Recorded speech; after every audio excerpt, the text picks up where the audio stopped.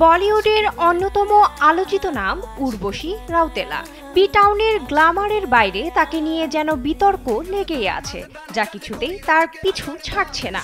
কোনো কিছু নিয়ে মন্তব্য করলেই শিকার হচ্ছেন কটাক্ষের। সম্প্রতি নিজের সৌন্দর্যের বর্ণনা করতে গিয়ে আবারও তাকে নিয়ে শুরু হয়েছে সমালোচনা, যার একটি ভিডিও সামাজিক যোগাযোগ মাধ্যমে এখন ভাইরাল।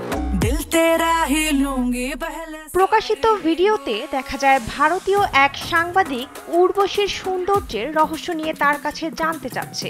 এরপর তার উত্তরে অভিনেত্রী বলেন, আমি ভারতের উত্তরাখণ্ডের মেয়ে, যেখানকার নারীরা অনেক সুন্দর হয়। আমার দাদির বয়স এখন 90, এখনো তার মুখের ত্বক তরুণীদের মতো। স্যান্ডেলিনা সো, রূপচর্চায় আভিজাত্য। তিনি আরও বলেন, আসলে মানুষের জিনের উপরে অনেক কিছু নির্ভর করে, তেমনি আমার এই সৌন্দর্য ন্যাচারাল, এর মধ্যে কৃত্রিম কিছু নেই। তার এমন মন্তব্য মুহূর্তেই ভাইরাল হয়ে যায়। এরপরই তাকে নিয়ে শুরু হয় কটাক্ষ।